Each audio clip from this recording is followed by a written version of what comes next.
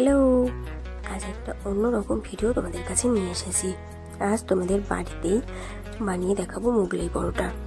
মোগলাইটাকে বানাবো এবং খুব সহজ উপায়ে বানাবো।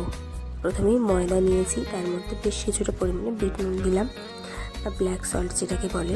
আমি একটু তেলে ভাজা খাওয়ার হলে ব্ল্যাক সল্ট দিয়েই বানাই, এতে গ্যাসটা একটু কমই হয়। দিয়ে তার মধ্যে সাদা তেল দিলাম। সাদা তেলের পরিমাণটা এখানে একটু বেশি লাগবে, লুচিতে যে পরিমাণ সাদা তেল লাগে তার থেকে একটু বেশি পরিমাণেই লাগবে, কারণ এখানে ময়ানটা একটু বেশি দরকার। লুচিতে যেমন ময়ানটা হয়েছে বোঝা গেলেই হলো, এখানে ময়ানটা হাতে আমাকে এটা এভাবে দলা পাকতে হবে, হালকা চাপ দিতেই যেন এমন দলা পেকে যায়।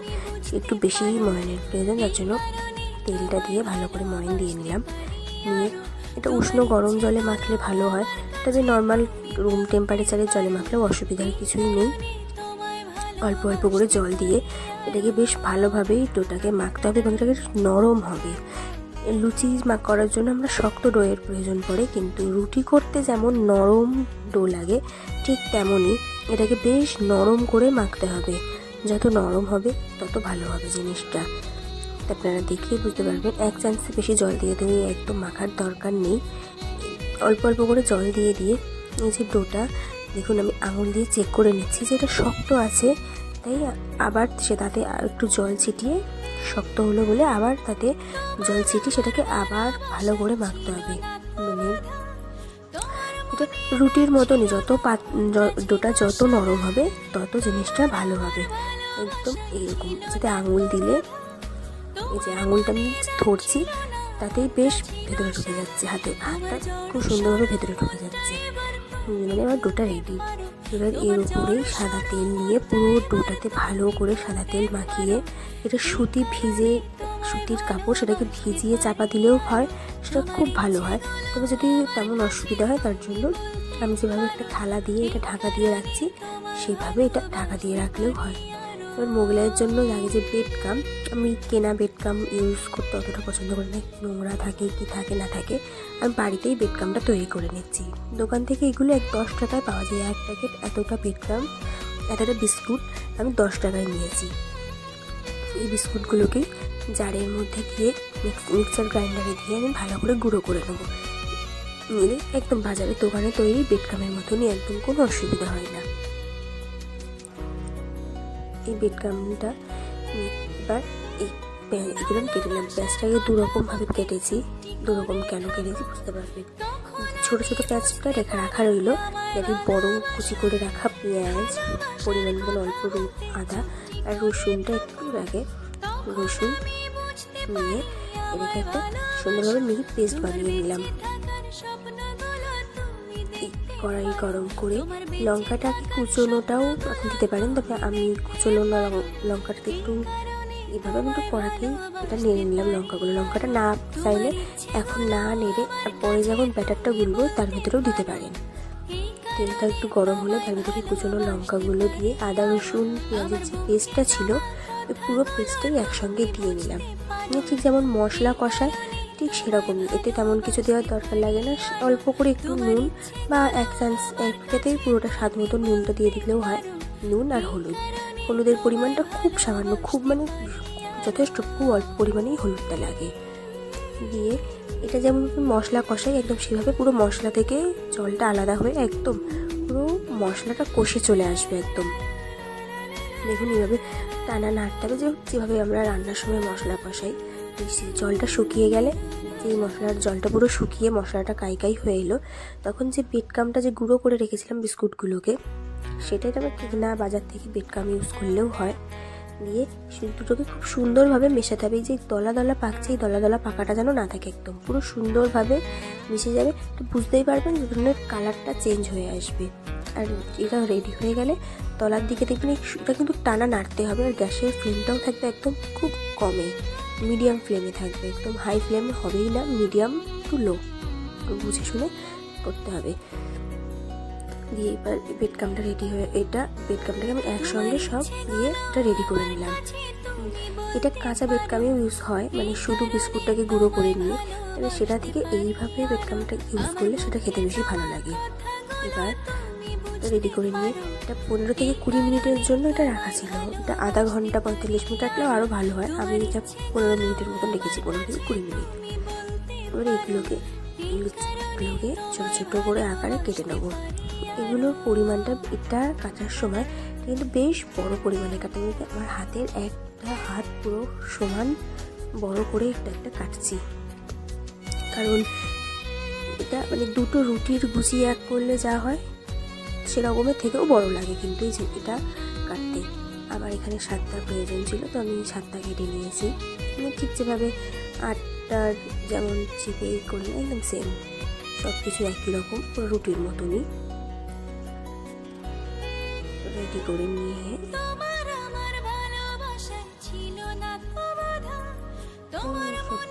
এবার ব্যাটারটাকে গুলবো। মানে এটা প্রত্যেকটার ক্ষেত্রে একটা আলাদা আলাদা করেও করা যায়, কিন্তু আমি সেটা না করে আমি একসাথে সবটা গুলে নেবো, যাতে আমার কোনো কিছু বাদ চলে যাচ্ছে বা প্রত্যেকটাতে গোলার এই সমস্যা না থাকে। আমি একসাথে ব্যাটারটা পুরো রেডি করে নেবো। 7টা মোগলাই হবে, তার জন্য আমি এখানে 10 চামচ ব্রেড ক্রাম্বটাকে ইউজ করলাম।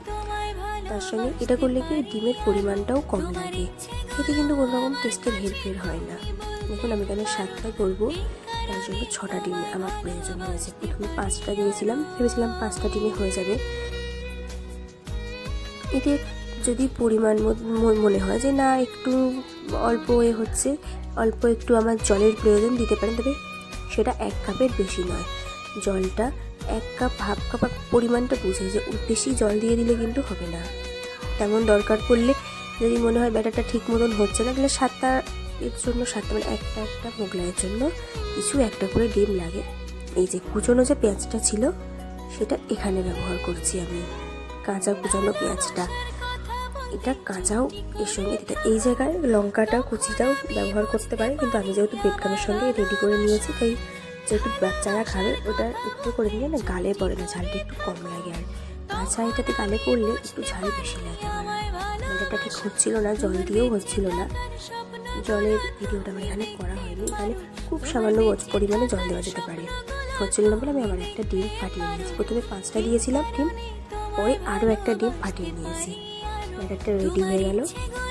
এবারে কড়াইটা গরম করে কড়াইয়ে তেল দিয়ে দিলাম। এখানে কিন্তু বেশ প্রচুর পরিমাণে তেল লাগবে, কারণ মোগলাইগুলো ডুবো তেলে ভাজতে হবে।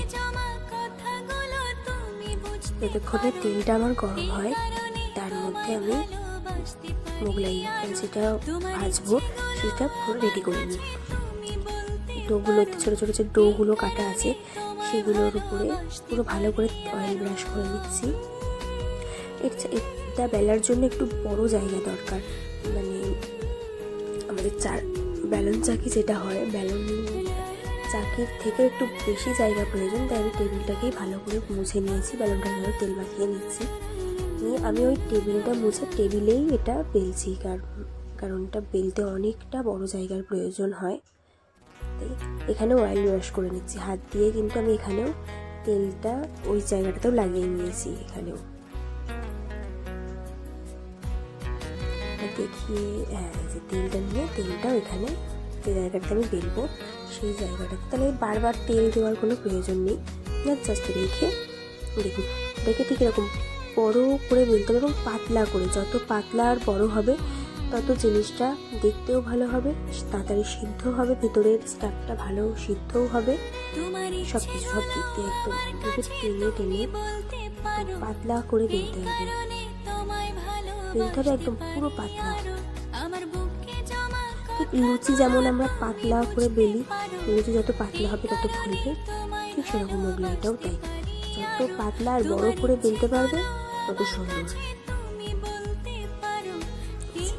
একদম পাতলা করে বড় করে বেলে ঠিক এই বড়টার প্রয়োজন বলে ব্যালন চাকিতে হবে না বলে আমি একটু নিচে করেছি। যে স্টাফটা গুলে রেখেছিলাম যে ব্যাটারটা, সেটাই এটা একটু অল্প পরিমাণেই দেবে। প্রথমটাতে আমার একটু বেশি পড়ে গেছে।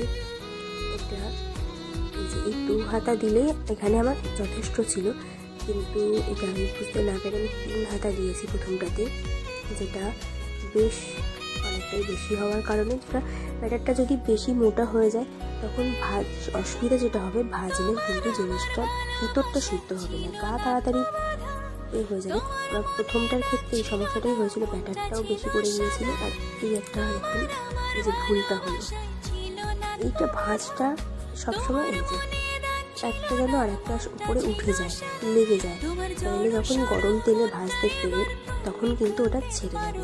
একদম চারদিক দিয়ে যে ভাজটা হবে, প্রত্যেকটা ভাজের ক্ষেত্রে দুদিকেই আর এই লম্বা দুদিকেই ভাজের ক্ষেত্রে যেন একটা আর একটার উপরে ভাজটা উঠে আসে, নাইলে গরম তেলে যখন দেবো তখন ছেড়ে যাবে।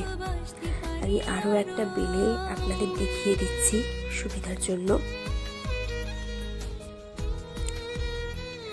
একদম দেখুন কতটা পাতলা করে বেলতে হয়েছে, এটা একদম এরকম পুরো পাতলা করে বেলে, যত পাতলা বেলবে তত তাড়াতাড়ি ভিতরের স্টাফটা সিদ্ধ হবে।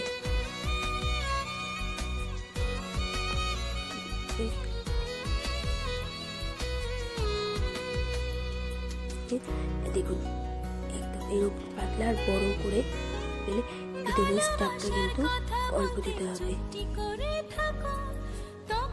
নাইলে ভিতরটা কাঁচা থেকে যাবে, একদমই সিদ্ধ হবে না।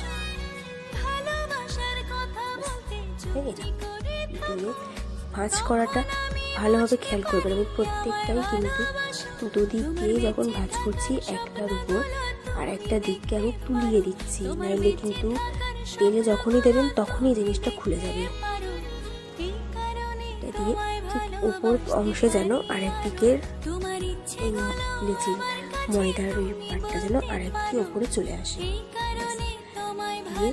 এইটা আপনাদেরকে এবার ভেজে দেখাই। আমি তেলটা কড়াতে বসিয়েই এসেছিলাম, সে দেখি তেল গরম হয়ে গেছে। নিয়ে এই যে ভাঁজ করে মুখটা যেটা, সেটা কিন্তু তেলের উপরে পড়েছে, নিচে উপরে প্লেন একদম, এখানে কোনো ভাঁজ নেই। এই পিঠার এই সময় এটাতে গ্যাস তেল গরম হয়ে গেলে একদম পুরো লো, তেল যখন বুঝবেন ঠান্ডা হয়ে গেছে তখন মিডিয়াম, হাই ফ্লেমে হবেই না, তাহলে কিন্তু ভিতরের স্টাফটা একদম সিদ্ধ হবে না, পুরো কাঁচা থেকে যাবে। এটা ভিডিওতে দেখছেন বলে বুঝতে পারছেন, একটা ভাজতে মোটামুটি 5-6 মিনিট সময় লেগে যায়, একদম হালকা করে, যেহেতু আমার তেলটা একটু বেশি গরম হয়ে গেছে যার জন্য ওটা বেশি তেতে যাচ্ছে, জিনিসটা পুরো একটু পুড়ে যাচ্ছে। কড়াইয়ে তেলটা যেই গরম হয়ে যাবে গ্যাসটাকে একদম পুরো লো ফ্লেমে দিয়ে জিনিসটা ছাড়লেন, যেটা ভাজ করে যে পিঠটা হয়েছে সেটা তেলের ওপরে পড়বে, নাহলে কিন্তু তেলের দেওয়া মাত্রই ওটা খুলে যাবে, তাতে পুরো তেলটাও নষ্ট, জিনিসটাও নষ্ট। ওই পিঠটা পুরো সিদ্ধ আগে ভালো করে হয়ে গেলে তারপরে উল্টে পাল্টে বারবার ডুবো তেলে হয়, কিন্তু বাড়িতে আমি অত ডুবো তেলে না করে একটু অল্প এতেই করেছি। এটা কিন্তু খুব ভালো করে সিদ্ধ করতে হবে সময় নিয়ে, লো টু মিডিয়াম, বারবার বলছি ফ্লেমটা কিন্তু লো টু মিডিয়াম, হাই ফ্লেমে হবেই না। নিয়ে ব্যাস রেডি হয়ে গেল বাড়িতে সহজেই মোগলাই। আমার এখানে স্যালাডটা স্কিপ করে গেছে, আমি ভুলে গেছিলাম স্যালাডটা এসেছি, খুবই সুন্দর সিদ্ধ হয়ে গেছে এবং খেতেও খুবই সুন্দর। আপনারা অবশ্যই বাড়িতে ট্রাই করবেন।